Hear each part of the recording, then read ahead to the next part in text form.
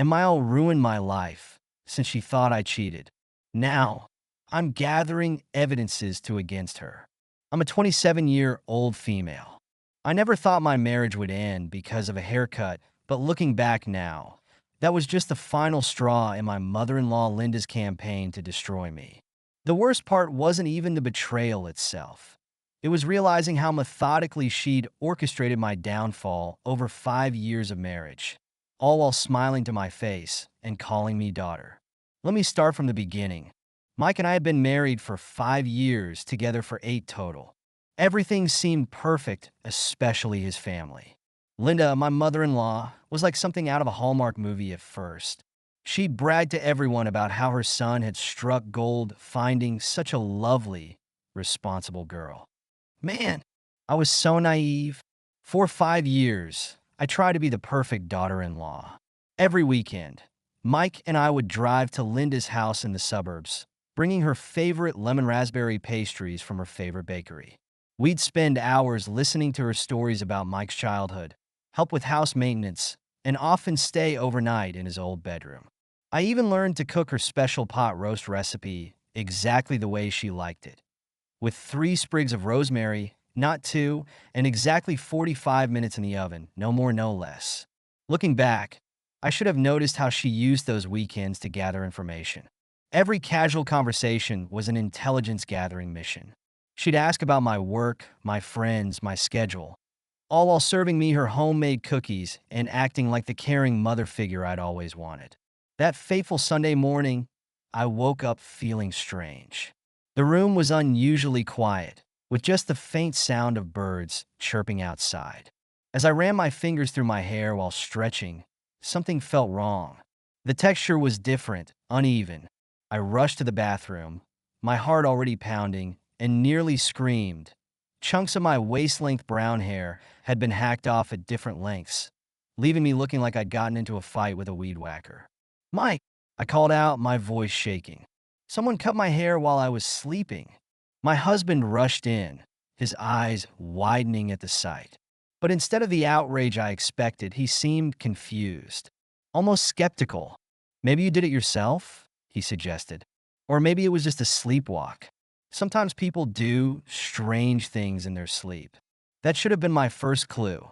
He immediately looked for a way to rationalize it rather than being outraged on my behalf. But I was too shocked to notice, too focused on the reflection in the mirror that didn't look like me anymore. Noticing something messy, Linda quickly ran upstairs, and she was shocked when she saw my hair. Linda immediately offered to schedule me an emergency appointment with her hairdresser to fix this terrible accident.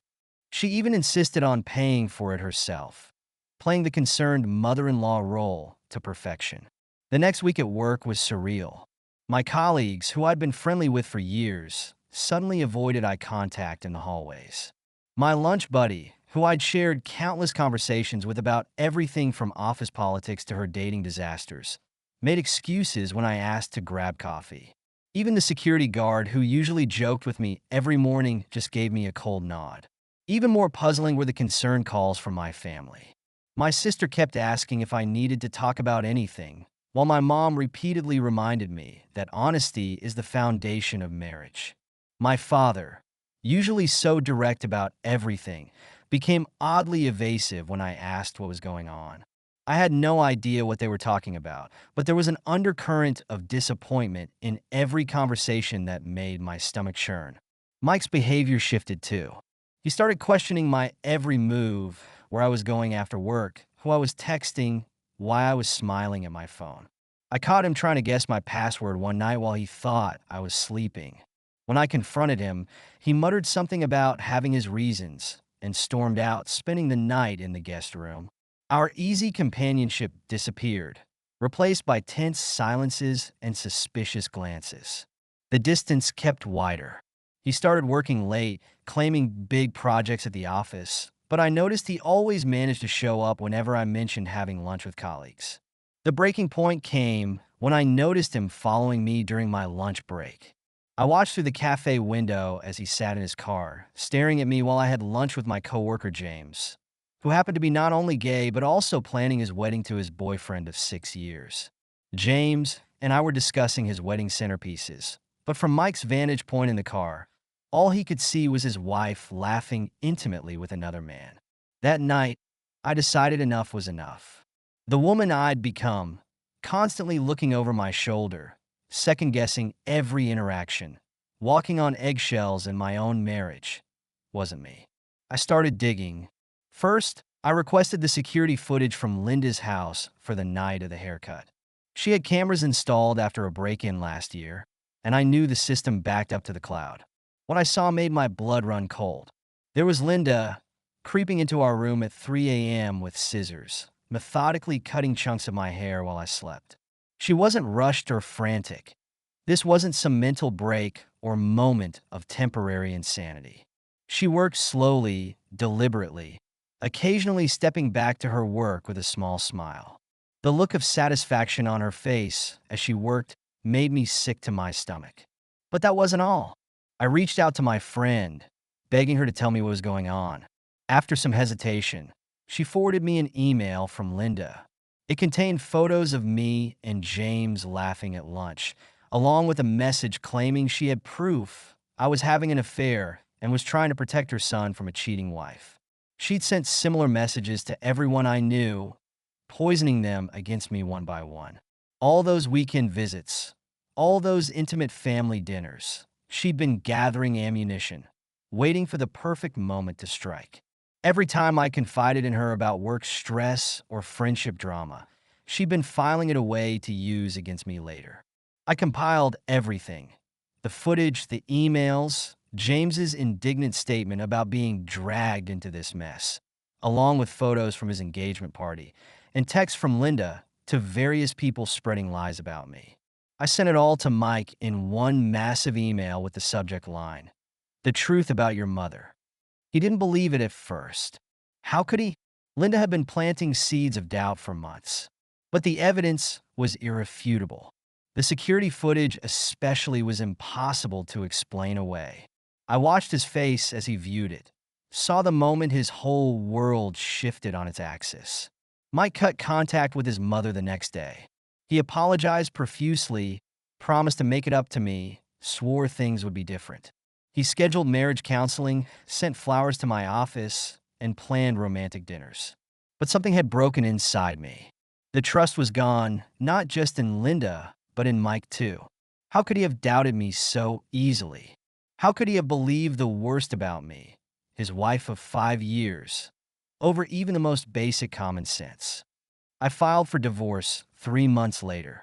My friends and family, horrified by their own role in the drama, apologized profusely. My friend even cried when she hugged me, saying she should have known better than to believe the lies. My dad, finally finding his voice again, admitted he'd been struggling with how to tell me about Linda's accusations because they seemed so unlike you. The divorce itself was surprisingly amicable. Mike didn't contest anything.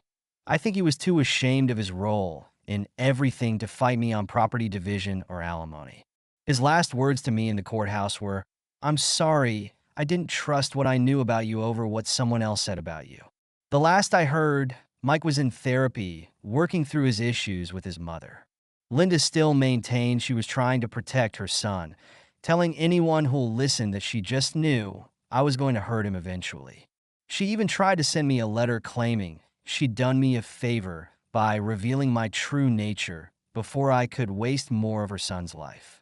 As for me, I'm growing out my hair again, but more importantly, I'm growing into someone stronger.